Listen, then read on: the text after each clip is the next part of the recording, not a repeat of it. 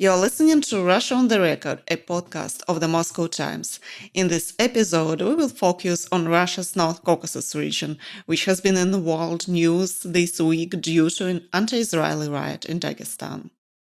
But another story has been widely discussed in the Russian media, that of 28-year-old Marina Yandieva, a young woman from the Republic of Ingushetia, who fled her family after years of domestic violence. She was helped to escape by the human rights organization SK SOS. Magomed Alamov, a Chechen lawyer working with the SK SOS, gave her a ride to the nearest town at the organization's request, without even knowing her story. After the family learned of their daughter's disappearance, Alamov was found and taken hostage. He started to receive death threats if Marina did not return home. Marina herself recalls this incident in an exclusive comment to the Moscow Times.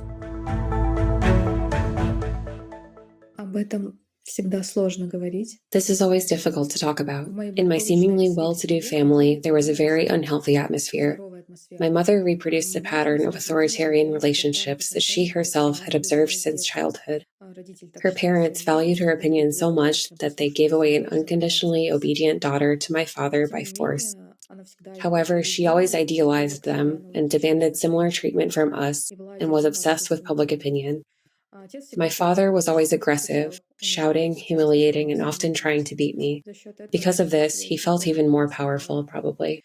This was usually prevented, but the one time my sister and I were left alone with him for a week, he started beating me for asking for money when he wanted me to buy beer for him.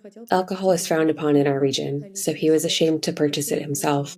The fact that I was buying it for him at 15 did not embarrass him at all. That evening, I received a solid punch in the face, after which he rushed to his room to get his belt. I ran and took refuge with my sister in my room. We were scared, crying, and called our mother. He was in a completely inadequate state, banging on the door and shouting that he wouldn't let me live. I didn't understand why. Then he rushed to the garage, brought a saw, and sawed off the handle of my door. But after coming to his senses and realizing the pointlessness of such an action, he decided to leave, saying that sooner or later we would have to come out.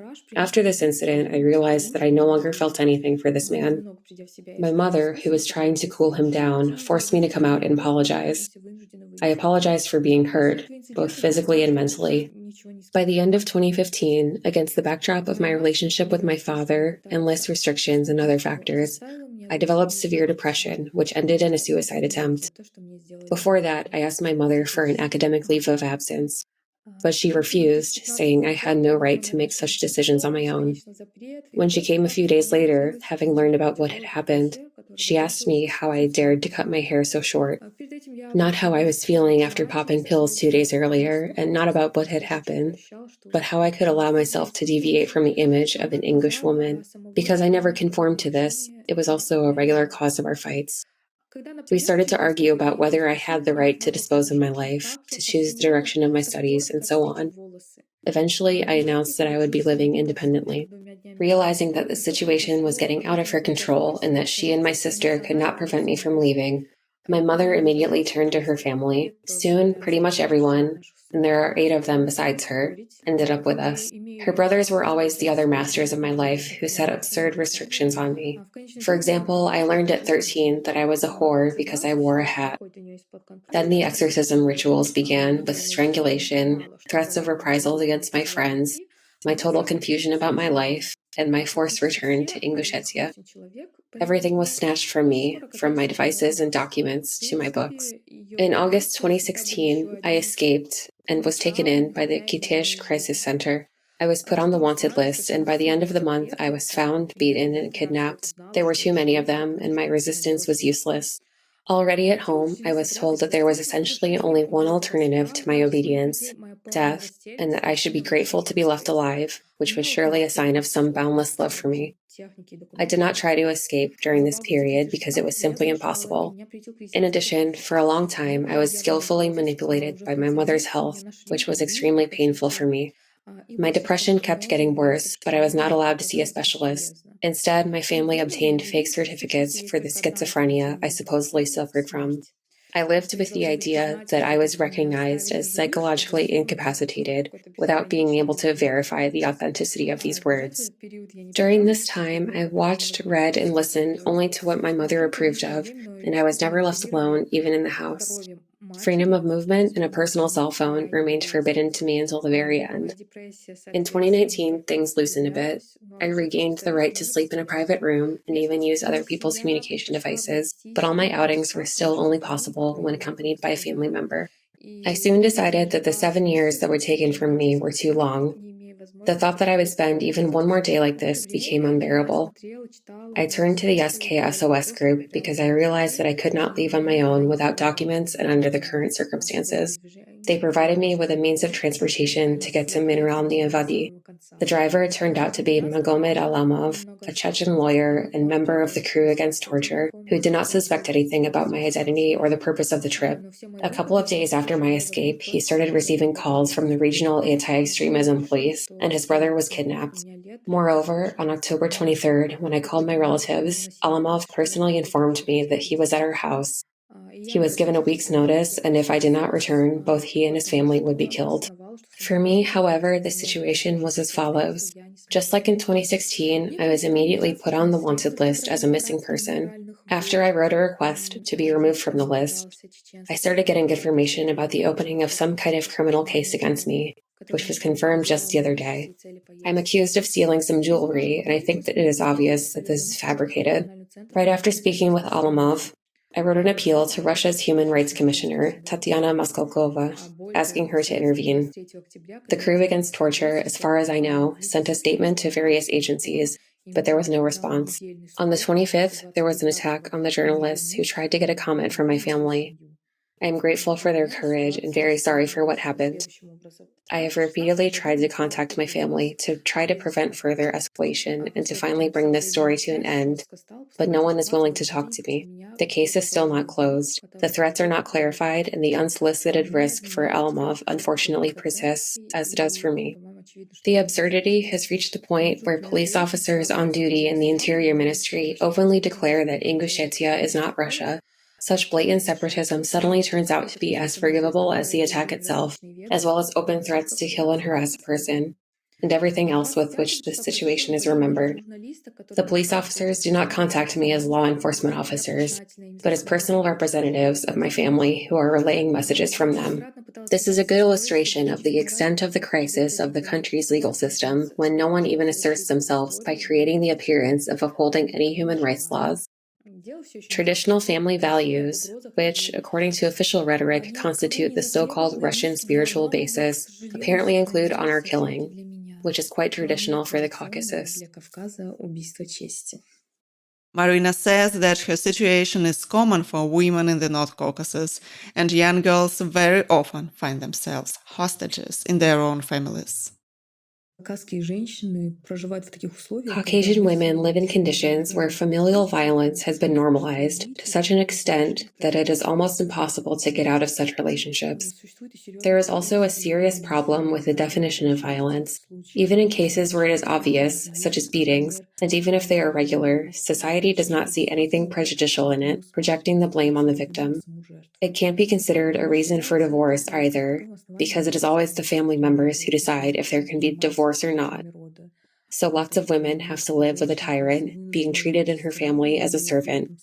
To contradict such a system, to try to leave, with or without your children, is considered a crime punishable by honor killing. The latter can be resorted to on almost any occasion. Such murders are usually committed with particular cruelty and by the victim's close relatives. And if 3 decapitated female corpses are found, which is a real case, law enforcement is forced to react. Other women often just disappear without a trace, and no one looks for them. Femicide is an everyday part of our lives, and it is certainly scary.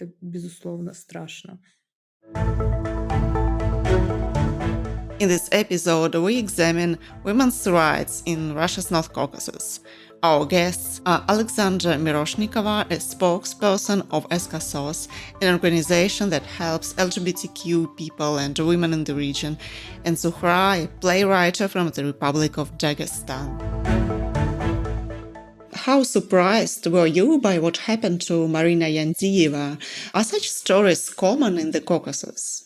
Alexandra, probably you will start because you know Marina and you're communicating with her.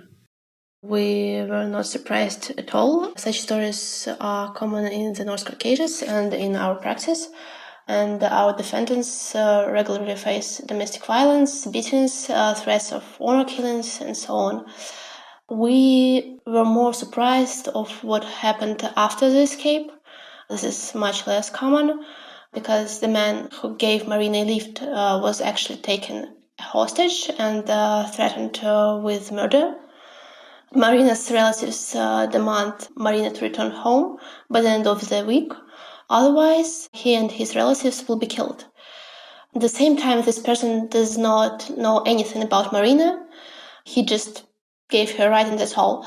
He doesn't know where she is now, and he knows nothing about her. However, even such cases occur in our practice. I can recall the case of the lawyer Tatiana Solomina. That's a lawyer who gave a consultation to one of our defendants at the airport. And from the airport, she called him a taxi at his request. And after this, Tatiana began to receive lots of threats of killing and of killing her son. The mother of our defendant started to call her son and talk about that she hired bandits to find and kidnap Tatiana's son, a small child.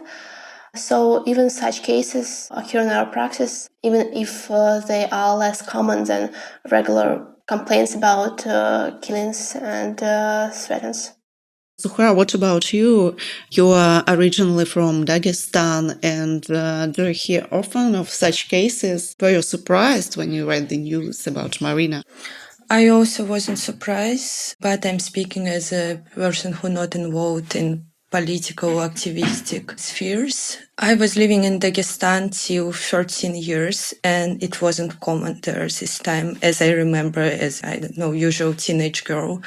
I didn't heard a lot of stories about some kidnapping people or something like that. But when I moved to Moscow, and maybe 3-4 years ago, I started to follow some chats with Dagestani and Chechenian women, with Caucasian women, some publics at social media.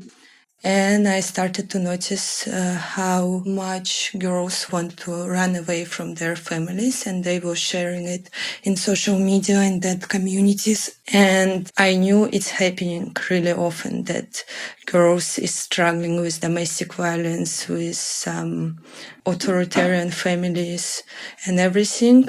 And when I read the story about Marina, and I follow it still, I wasn't surprised at all.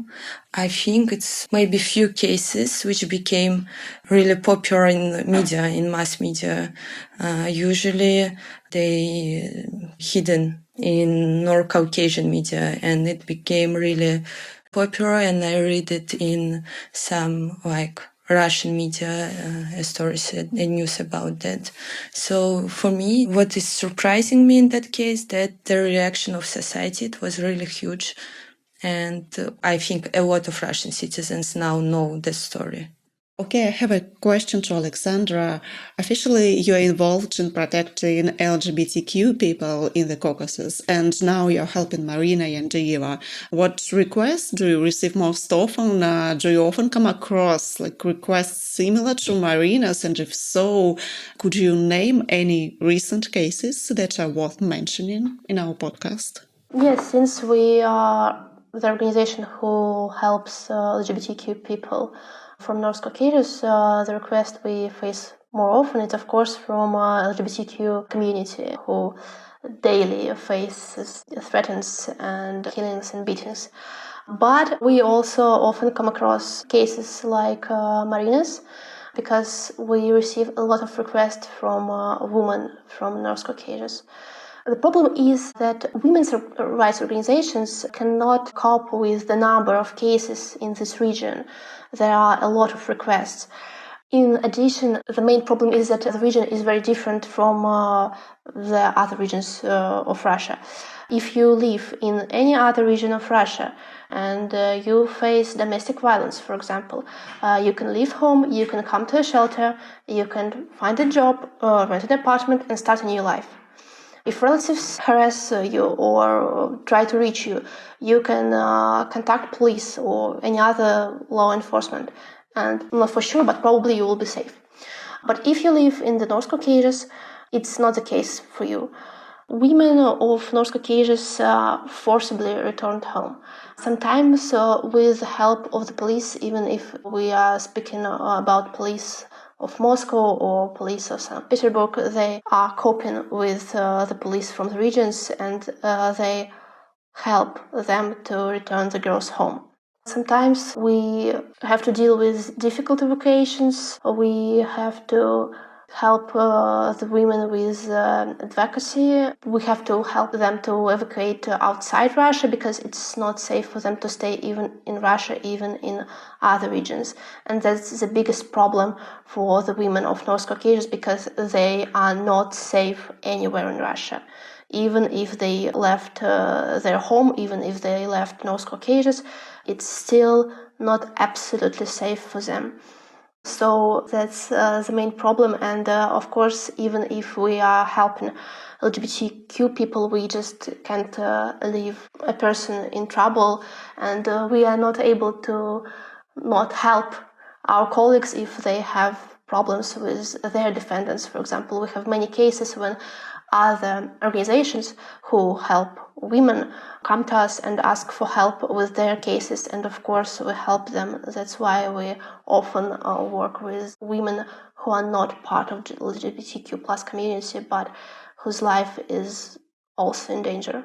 You know, Alexandra, I even heard about few cases where people where a relative found girl in Europe, even in Europe, using there's some no communication with diasporas in France. Yes, it's true. Our partner organizations who work with women, they face a lot of cases when women, for example, grew up in Europe. Sometimes they were born there, they grew up there, and then they were forcibly taken back to North Caucasus, back to, for example, Chechnya. Our partner organization had a case. The name of the girl was Selina, and she was forcibly taken from Germany back to Chechnya, and she tried to come back to Germany, but she was arrested in the airport because of the false accusations. She was forcibly taken back to Chechnya, and now we have zero information about what happened to her next. We have zero contact with her, and the organization that helped her also doesn't know anything about her. And you also asked about recent cases. I wanted to remind about the case of Seda Suleimanova. That's the girl from Chechnya. She escaped from home. She started a new life in St. Petersburg. She started dating a guy. They were planning to have a family, to get married. And then suddenly they taken her back to Chechnya, also because of false accusations. And she was brought back to the region as suspect in the criminal case. And then somehow she became a witness, not a suspect anymore. And all of this was just to bring her back.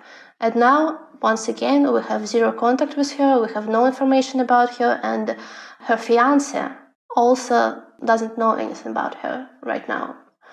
So it's a perfect illustration of why women of North Caucasus can't live in Russia. And even in Europe, they are not 100% safe. So those girls from Europe, they immigrated with their families in early age. If there are so many cases when women are kidnapped by their family, become hostages in the North Caucasus, why do these girls come back to the North Caucasus if they realize that it might be dangerous for them? Sometimes they are forcibly taken to their homeland, sometimes some kind of trick, sometimes they are deceived, but it's never they're willing to come back to their homeland. Sometimes they are even born in Europe. They have never been to Russia before. Sometimes they don't speak Russian. They speak only, for example, Chechen and some European language, German or French. And even then, they forcibly taken back to their homeland, and they can't do nothing about it. As soon as I know, I spoke to the organization who help women of North Caucasus. From the past years, they had around 20 or even more cases when women who were born and raised in Europe were forcibly taken back to North Caucasus. I heard about cases where it was like a trick, we're going to vacation, we're going to meet like relatives. Nobody were telling the girls like, we're going to force you to get married for some guy you never met before. It's usually not about true. That cases I know, they always about how relatives lying to a girl and forcing her to. It wasn't a force when she decided to join that vacation to Chechnya or Dagestan. But when she came there, she recognized that they're preparing for her wedding like this. And now she don't have any option but get married to that guy she never met before. Something like that I heard. So that's for the marriage that the families in Chechnya, Ingushetia, and other regions of the North Caucasus that they want the girls to come back. Why wouldn't they just let the girls live in a European country or other parts of Russia? What's the problem for the families in these cases? I think firstly I should tell about like my family tradition, and my family isn't like fanatically traditional, but still raising up in patriarchal Dagestanian family, I feel and I know that every move I make, every brief I take, every action, every public action of me, it's affecting and honor dignity of my family. I feel it.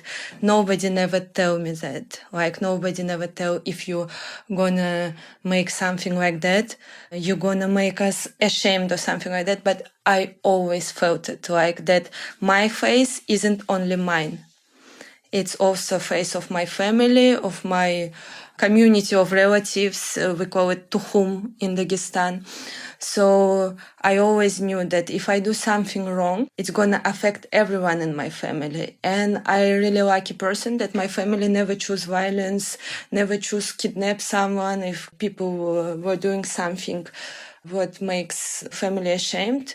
They prefer not to connect anymore with that person. They never choosing to find that person, to thank God to make some violence to that person, but still that person were losing connection with family, with all relatives. And nobody ever speak about that person again. It's like never existing person in our circle, So I know, my family isn't so traditional. They can accept that someone choose different way, but they could decide not to have any communication with that person anymore. And that responsibility that I was feeling all my life, that my actions is affecting my closest people, I think I stopped feeling that maybe a few years ago when I became more self-responsible. So if family more patriarchal, more traditional, more religious, I'm gonna try to tell it like, for an example, some girl doing something bad for family, and now everyone is that little community know about that, and that family ashamed. Yeah, they have a spot on their social life, and some families choose to clean that spot with the blood, and I know it. It's like if you not clean it, you're gonna be expelled from the social communication. You're gonna be ashamed, especially it's affecting men because they are responsible for cleaning that dirty spot. So it's kind of like that. Every member of a family, it's the whole family at the same time. So if I'm doing something wrong, all my family doing something wrong. By wrong, I mean something socially forbidden. So if I'm wearing, dress without sleeves, that means my family let me to do that. And they don't have any dignity, they are not humble people. They don't have any shame, any tradition. They don't have, usually they think if some people seeing a girl who overdressing, who dress something short maybe, they saying she's not having a man in her family. So it means that nobody can teach her how to live in her family. So yeah, it's like that. And I think that social rule is forcing people to act wild sometimes. Probably Zuhra thought about the collective responsibility that is very common in North Caucasus. And I also want to add that the reason why families can't let the girls stay in Europe or in other region of Russia is that they are afraid that they become more European, they would start to act like Europeans or like Russians, and I don't know which is worse. And also, for example, for Chechen girl to marry European man or Russian man is not okay. A Chechen woman have to marry Chechen man, not Russian, not European. That's a tradition. It's how the things must be done. So that's why they can't let the girls live in other regions of Russia or in Europe. And how do you feel when people from Russia's other regions say that the Caucasus has its own traditions, that these attitudes towards girls are normal for these cultures, and that Russians should let them sort out their problems themselves? For me, I totally hate it from both sides. Firstly, I'm not thinking that anyone from other regions, if they're not living in Caucasian regions or something like that, they can't have a real opinion about what's happening. And I know that people so far from the reality, because people sometimes asking me, like, is Dagestan in Russia? They're still doing that. It's like 21st century. People asking me, am I Russian citizen? So also people becoming curious why I'm not wearing like hijabi or something like that, because I should look like they imagine I should look. Or that stupidest joke about where's my knife? Where's my brothers who on the horses with papaha and everything. So a lot of people in Russia really delusional about North Caucasian regions. They don't know anything about what happened there. And, also some stupid stuff people asking me when they planning to travel to Dagestan, they ask me, is it safe for women? I heard that man is stealing women in North Caucasus and they imagine it like in some movie. People, for me, they have a lot of images and usually they don't know what's actually happening. As citizens of Russia, we should speak not about regions, we should speak about how law is working in every region. And yeah, it's true, we have a big problems with the law, with a common for everyone law in North Caucasus. So we should decide it, I think, in the legal sphere, in the jurisdictions of laws, not to speak about any traditional thing, because it's not working now. If we choose our government choose the laws which appreciate a human life. And if human life means nothing in some regions, we should decide it with a law, not with some, religion, cultural thing or anything. So for me, it's like that. I think Zafra said everything, but I can add one fun or amusing fact about one of the region of North Caucasus, about Chechnya. Zafra said that other Russian citizens often act like the regions of North Caucasus are somewhere out of Russia, or they don't simply know that they are part of Russia. So the citizens of Chechnya, since Chechnya is the most close region of Russia and the most separated from other country, the citizens of Chechnya actually sometimes feel like they live in the whole other country. So sometimes I hear like our defendants say something like, I moved to Russia from Chechnya, or I come back from Russia to Chechnya. So in their speech, they sometimes divide Russia and Chechnya. From in their mind, it's something different because it's so different experience to live in other regions of Russia and in Chechnya. So for them, it's something different. And that was always amusing to me. Yeah, it's about like social common sense. And it's cool to have diversity. But if we're speaking about human life, for me, it's only about law. And we should rely on it in any cases. Yeah, I totally agree with Zuhra. And we as human rights organization, we of course focused on human rights and the law, not on traditions and so on. The North Caucasus is very diverse with many autonomous republics and different peoples and cultures. Where, in your opinion, or according to your experience, is the situation with respect to women's rights the most alarming? Alexandra, probably you have some statistics. Not at all. We don't have any statistics. Once again, because the regions of North Caucasus are extremely closed, and to receive some statistics from these regions is an incredibly difficult case. But from our practice, from our work, I can say that, of course, Chechnya is the most difficult regions for women, for LGBTQ plus community, for, some political oppositions. It's the most difficult region because it's the most closed region, and to work here is incredibly hard. What's disturbing to me is that other regions are beginning to adopt legal practice from Chechnya. If a few years ago some things happened only in Chechnya, now they're happening in other regions. For example, when the girl left her home and leave the republic for another region, and then their relatives file a complaint about her, and she became a suspect in a criminal case, and she was brought back.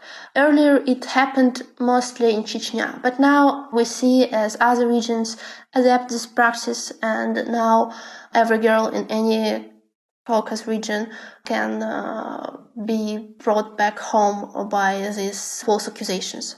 And there are many more illegal practices that earlier existed only in Chechnya, but now they exist also in many other republics of North Caucasus, sadly.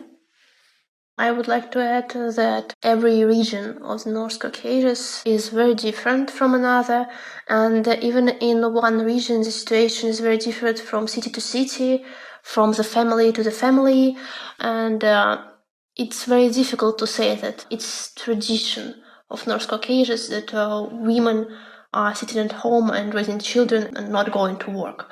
Because when we are talking about big cities, for example, like in Dagestan, it's Makhachkala, I don't know where Zuhra is from, but in the capitals of regions, usually women are more emancipated.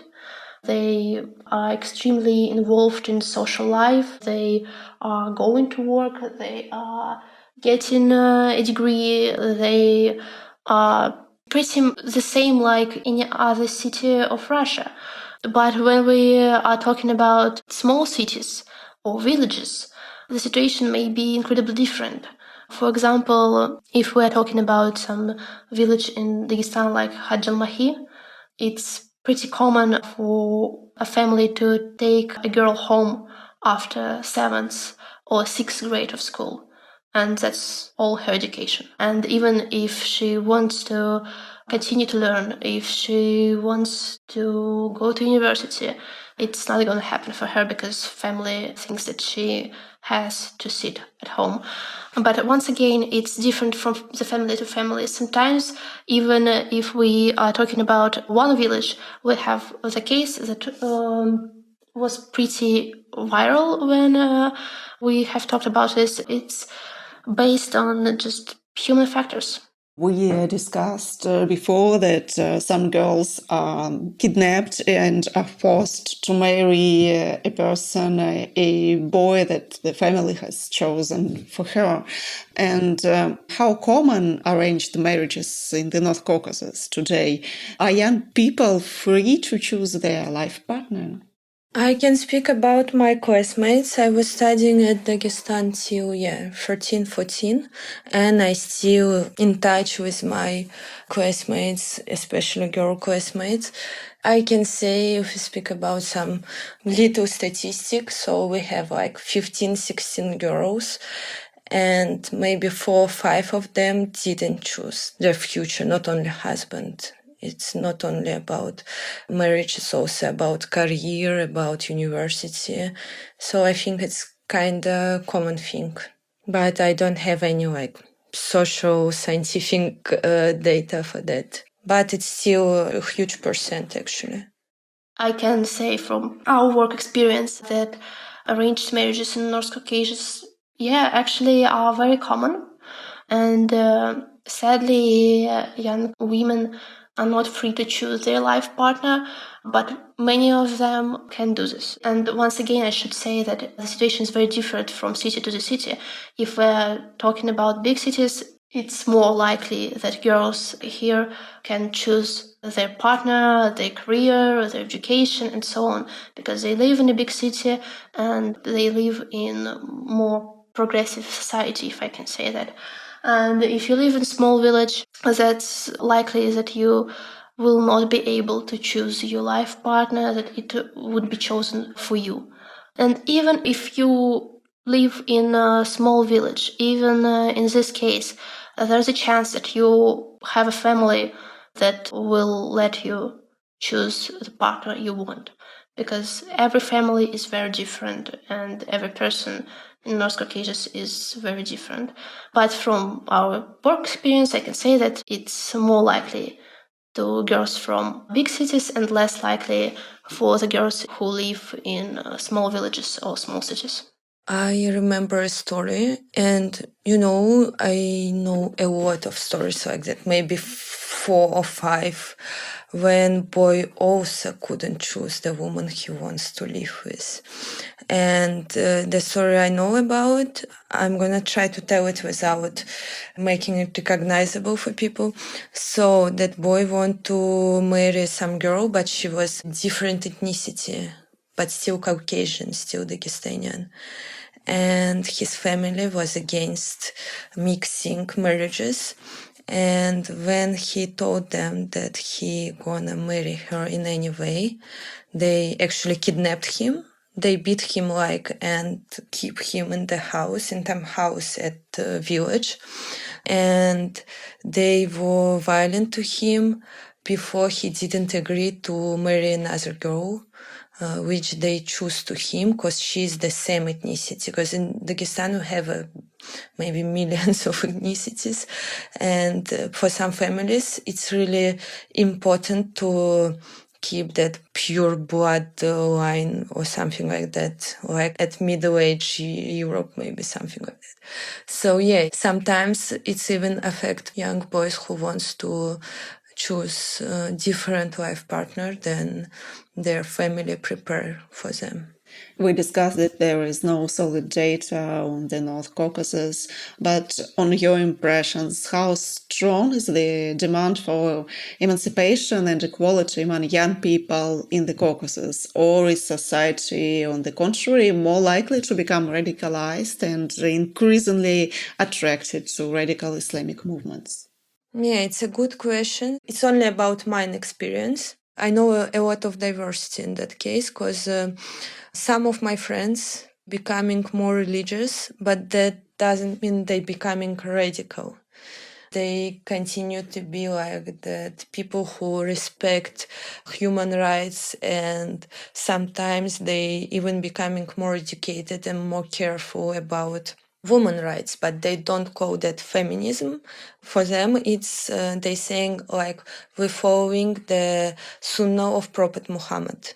But it's not feminism, of course, but we trying to make our religious life more fundamental, and their opinion that Prophet Muhammad was the most progressive man who gave a lot of rights for a woman, and they want to use that right as a religious, as a spiritual persons. Also, I know people who radicalized a lot, and they looks like fanatics for me. They following the other type of Islam I never heard about. I think that it's not about Quran. For me, it's something totally different. I don't find any sources who saying that is the rule of Islam when they choosing some really weird thing like to make because it's Islamic. I can't even tell that it's traditional life. For me, it's looking like a little bit wild life when they rejecting the modern medicine because it wasn't exist when Prophet Muhammad was living. So yeah, it's not that fundamentalistic. That's kind of wild, naturalistic life. And also I know a lot of people, and yeah, I want to mention again that I'm speaking only about my experience. I in communication with a lot of people, but it's not representable for all North Caucasus. But also I know people who living in other side of spectrum. They are very progressive. They have, I don't know, they spreading like some educational initiative. They making some arts. They LGBTQ plus friendly. They even making a coming out living at Makhachkala. Yeah, it's not some small village. And I know a lot of different people and I can't predict how it's gonna be in future, who gonna... And also I know I think the lot of people just living the most usual life without any ideology. For me, it's like that. When I'm trying to make some map of people I know, yeah, for me it's like that. And I can't predict how it's gonna be in future, what ideology gonna win. I think Zohra's opinion in this case is much more relevant than mine because Zohra meets different people, and we as an organization have a bubble from people who seek help and wanna live different life. So it's already people who want more emancipation and more equality. So it's like a bubble of people. But what I can tell for sure is that the new generation is different from the old one. If previously we have people whose life was in danger and they want to leave the region because their life was in danger, they didn't want to share their story. They were afraid of what their relatives may say. They were afraid of what could happen with their relatives if they share their story. And now we have a lot of people who seek help and who say something like, I want to leave the region, I want to start new life, but also I want to share my experience, I want to tell my story, so maybe it can make any difference. It can teach other people something, because I also want to make something different. I also want to fight for my rights. We have a lot more people who are ready to fight for their rights. For example, to file a complaint in police or in any other law enforcement, who are ready to tell their stories, to share their experience, because they believe that they can fight for their rights and they know that they can make something better and they want to do this. So if previous generation, the older generation, was more afraid, the new generation is much less afraid, and many of them want to do something different.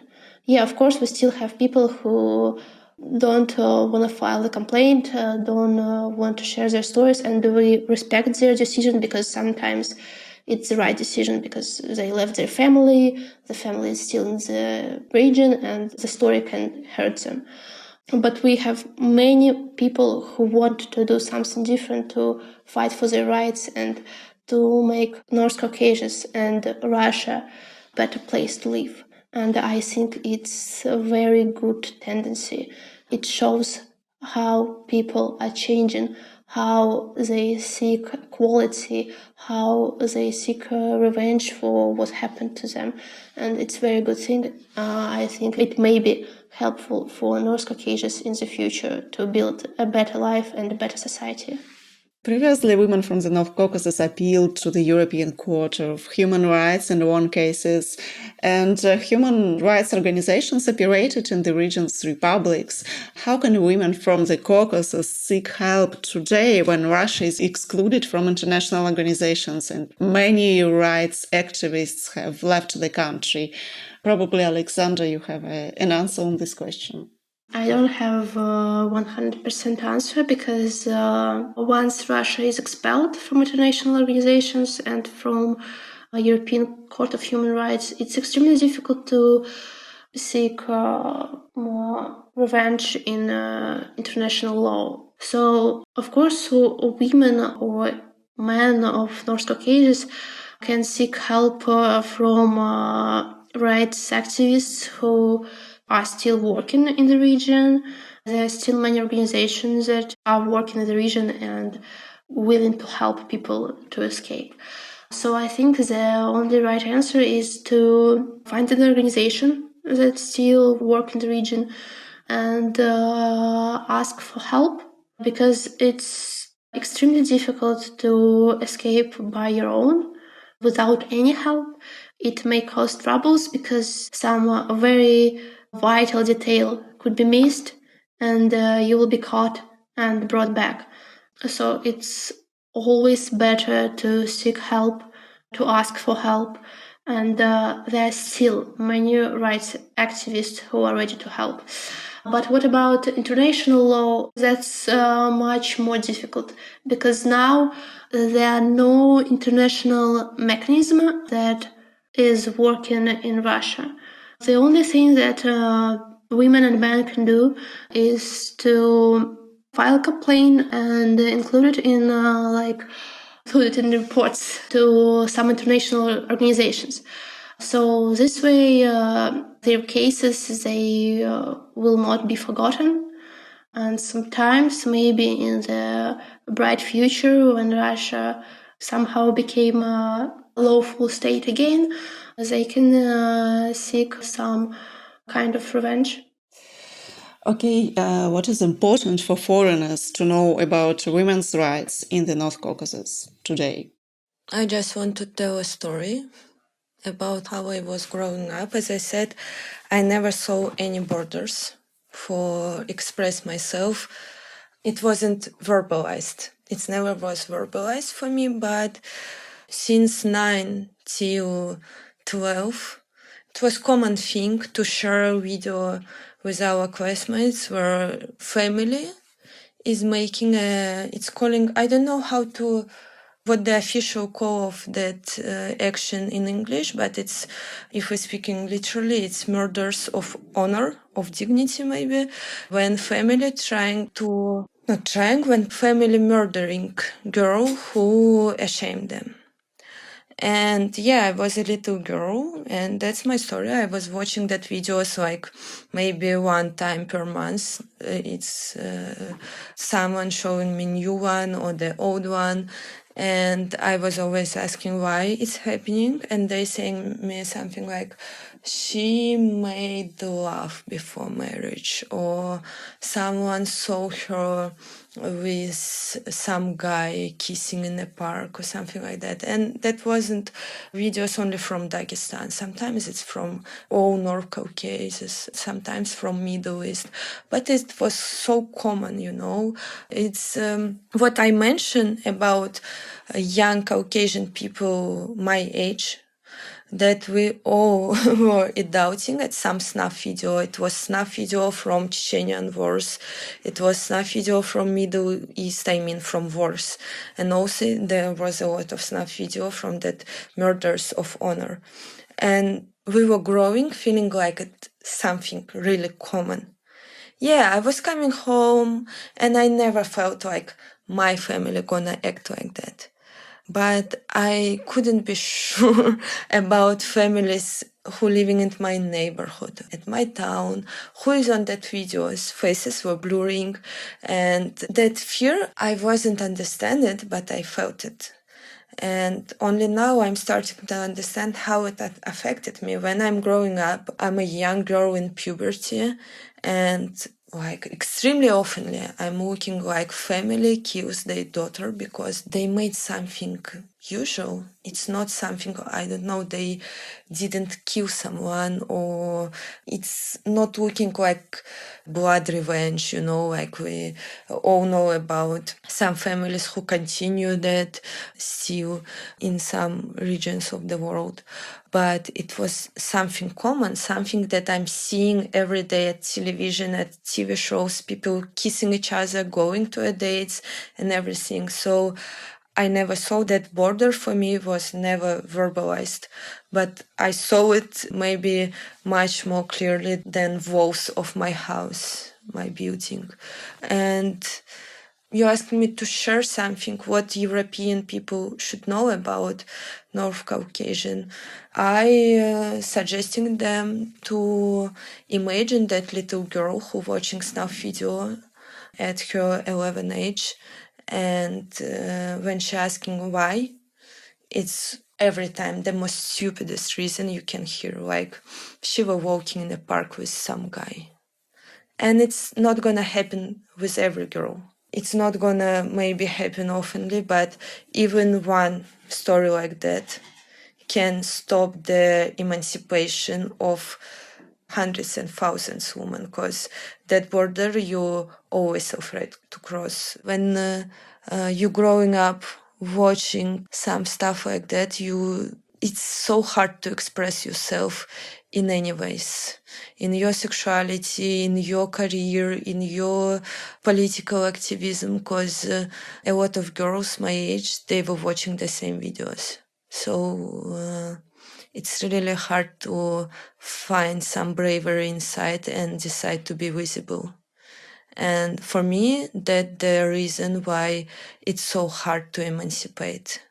It's not gonna affect everyone, but you always can be that one girl who is on that videos, and you can't predict it. It's just pure fear, pure animal fear, and nothing more. And it's, for me, it's much more dangerous for feminism, for emancipation, for some progress than visible borders, visible permissions.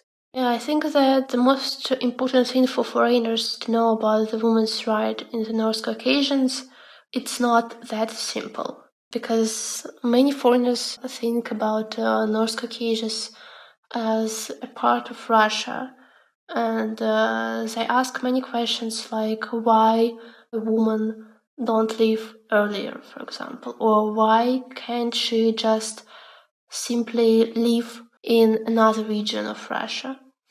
Women's right in the North Caucasus cannot be compared to women's right in Russia. Both things are very important, but it's not comparable. Women in North Caucasus can face literally the threat of murdering, and they cannot be safe anywhere in Russia and even outside of Russia, as we have told before. So the most important thing is that it's very, very difficult, and the world society, the international community have to do everything in their power to help the women of North Caucasus.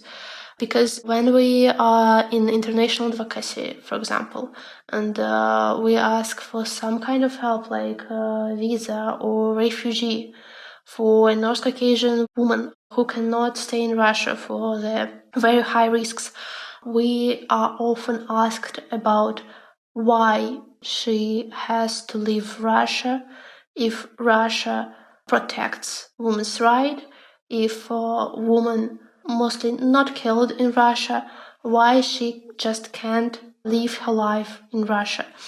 So the most important thing is it's very difficult, and it's very hard work to help the women of North Caucasus, because it's always very high risks for them and for human rights activists who do this work.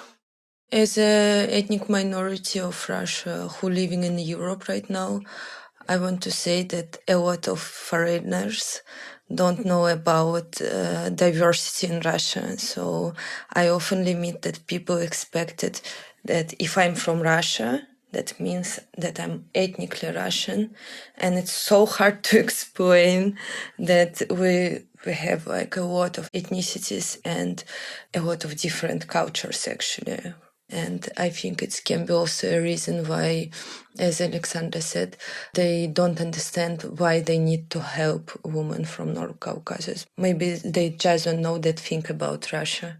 Yeah, that's absolutely true. Many people sadly thinks that people from North Caucasus are Russians, and there's no difference between those people, and there's no difference in their rights, when there are absolutely a huge difference in their rights and their ability to defend themselves. If Russian woman can count on some kind of defense in police or in court, North Caucasian women cannot do the same most of the times. And even if foreigners know about North Caucasus something, it's most often about Chechnya and not about other regions. So the second important thing for foreigners to know is that North Caucasus is not only about Chechnya, it's about other regions too, and people in those regions also face many threats, including the threats for their lives. That's all for this episode. Make sure to subscribe to our podcast and to the social media of the Moscow Times so you don't miss the next episode.